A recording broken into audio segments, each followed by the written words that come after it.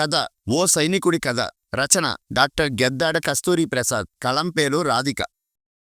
ఇలాంటి చక్కని కథలను ఇంకా వినాలనుకుంటే సబ్స్క్రైబ్ చేయండి, లైక్ చేయండి, నలుగురితో షేర్ చేయండి. సందీప్, చరణ్, నిరుపం ప్రాణ స్నేహితులు. చిన్నప్పటి నుండి ఒకే కంచం, ఒకే మంచం, ఒకే ఊరు, ఒకే కాలేజీ. ఇది వారి స్నేహం. వడ్డించిన విస్తరిని వదిలి ఆకలి అనే కలంతో తన తలరాతను తానే రాసుకున్నాడు సందీప్. అందుకే సైనికుడయ్యాడు. రాత్రి పగలు విధిని నిర్వహించే సూర్యచంద్రుల వంటి వారు వైద్యులు, త్రిమూర్తి స్వరూపులు అంటూ చరణ్ డాక్టర్ అయ్యాడు. నిస్సహాయులైన కర్షకులకు ప్రభుత్వం చేసే సహాయం అరచేతిలో ఐసు ముక్క, సముద్రంలో నీటి చుక్క కాకూడదంటూ వ్యవసాయ రంగంలో స్థిరపడ్డాడు నిరుపం. సందీప్ యుద్ధరంగంలో ఎప్పుడూ భీకరంగా పోరాడుతూనే ఉంటాడు. అతను ప్రాణాలను లెక్క చేయడు. అతనికి విపరీతమైన దేశభక్తి. దేశమంటే తన కుటుంబమే అనుకుంటూ ఉంటాడతను. సందీప్ తల్లి వందన ఆల్ ఇండియా రేడియోలోనూ దూరదర్శన్లోనూ దేశభక్తి పాటలు, లలిత సంగీతం లాంటివి పాడేవారు. అందుకే చిన్నప్పటి నుండి సందీప్ తల్లితో పాటు ఆ పాటలు ప్రాక్టీస్ చేసి చేసి అతని మనసులో దేశభక్తి అనే కొత్త కణాలు పుట్టుకొచ్చాయి.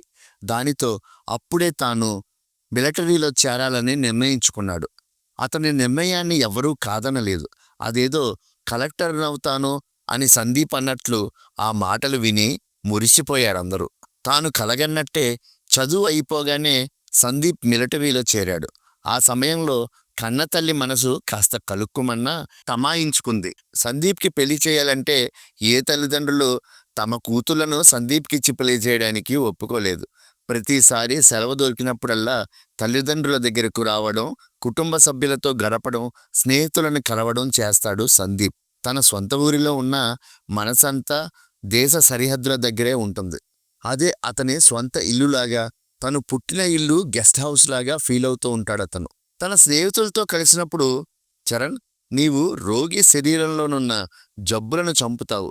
నిరుపం అయితే పంటకు పట్టిన పురుగులను చంపి ప్రజలకు మంచి ఆహారం ఇచ్చి వారి ఆకలి తీరుస్తున్నాడు. మీరు నిజంగా చాలా గ్రేట్రా అంటే వాళ్ళు మాత్రం ఒప్పుకునేవారు కాదు.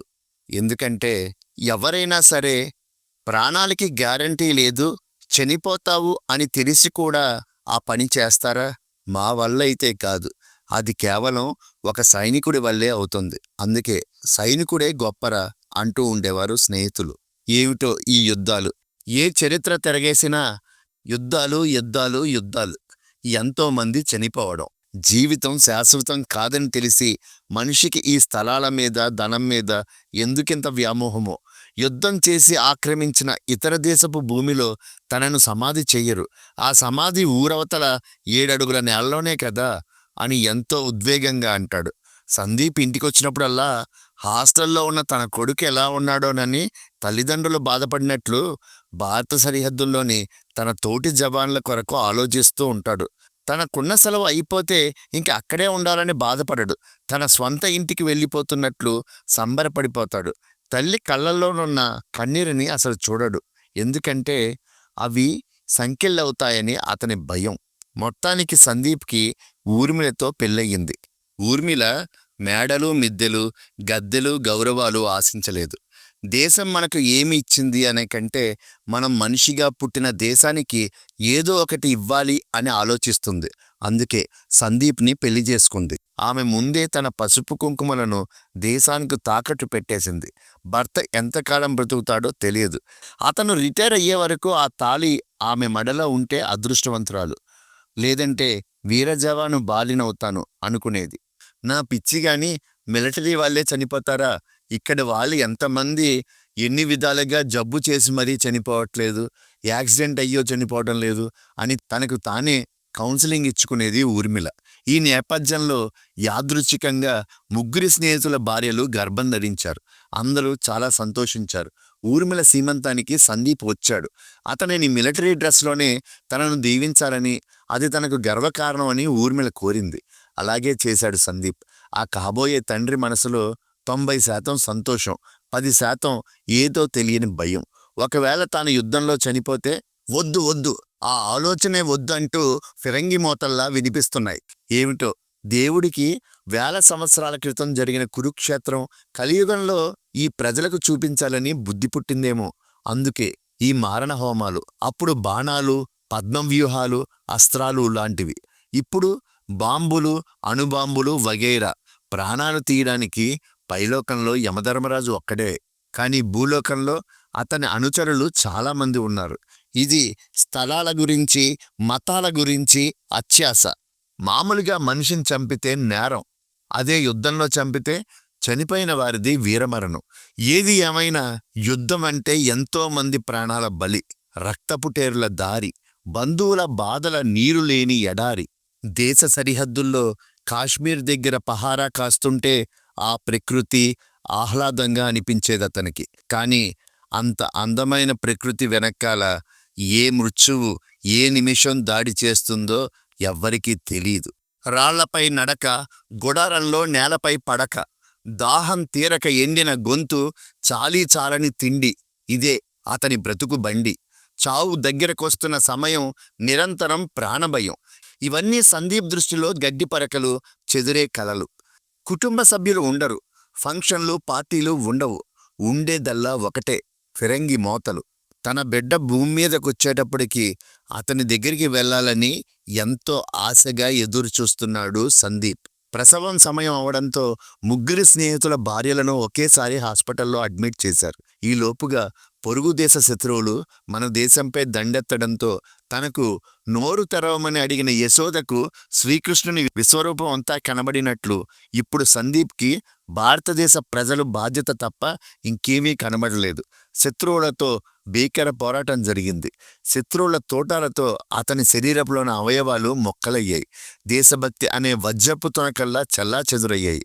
సందీప్ అదును దొరికినప్పుడల్లా తన భావాలని కవితల్లోనూ రాసుకోవడం అలవాటు. అలాగే అతను యుద్ధం గురించి కూడా కొన్ని సత్యాలను కవిత్వం రూపంలో రాసుకున్నాడు. యుద్ధమా, నీకు ప్రాణాలంటే క్రోధమా? అణుబాంబులంటే మోదమా? రక్తమంటే ప్రమోదమా? చిత్రహింసయే అమాయకులకు ప్రారబ్ధమా? మంచియే విరోధమా? మానవత్వమే నిషేధమా? తుపాకీ గుళ్ళ మోతే వేదమా? నీకు శాంతి నేర్పగలమన్నదే మా ధీమా అంటూ కాగితంపై రాసి తన జేబులో పెట్టుకున్న కవిత అతని రక్తంతో తడిసి మొద్దయింది. తునాతునకలైన సందీప్ శరీరం, అమ్మవారి శరీర భాగాలు భారతదేశంలో శక్తిపీఠాలైనట్లు శత్రు సైనికులకు పాఠాలు చెబుతున్నాయి.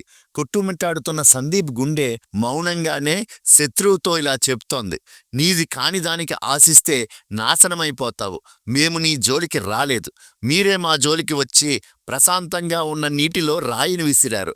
అది ఉప్పెనై మిమ్మల్ని ముంచెత్తుతుంది. మీ బుర్రలో అత్యాశ పెరిగి మా దేశంపై అగ్గిపొల్ల వేశారు. అది తిరిగి దావాలనమై మీ దేశాన్ని కాల్చేస్తుంది. మాకు చిన్న గొయ్యి తవ్వారు, అదే మీ పాలిట అగాధమవుతుంది. ప్రపంచమెప్పుడూ ఒకరితో ఆగిపోదు. నా వెనకే వందల కొద్దీ జవాన్లు పుట్టుకొస్తారు. భారతదేశం గంగిగోవు. శత్రువా, నీవు దానిని చెడపకురా, చెడేవు. నీకు మద్దతునిచ్చిన దేశాలు కూడా ధాన్యంతో పాటు బరకం కూడా ఎండకు ఎండినట్లు మాడి మసైపోతాయి. పాపం పండుతుంది. కొరివితో నీవు నీ తలను గోక్కుంటున్నావు. కొండతో ఢీకొన్నావు. బోర్డర్లో నీవు కొనుక్కునే వస్తువు చావు. మా దేశం మంచివారికి స్నేహశీలి, చెడు చేయాలనుకునే వారికి భద్రకాళి. తస్మాత్ జాగ్రత్త. భారతమాతకు జై అంటూ అంతవరకు కొట్టుకున్న మొక్కలైన ఆ గుండె ఎప్పుడూ తనతో పాటే ఉంచుకున్న తల్లిదండ్రులు, భార్య ఫోటోను చూస్తూ పూర్తిగా ఆగిపోయింది. సందీప్ ఆశకి అనుగుణంగానే ఇక్కడ తన ఊపిరి ఆగిపోవడంతోటే అక్కడ హాస్పిటల్లో మరో జీవం ప్రాణం పోసుకుంది. నర్సు చరణ్ భార్యకు కూతురు పుట్టిందని, నిరుపం భార్యకు కూడా ఆడపిల్లే పుట్టిందని చెప్పింది.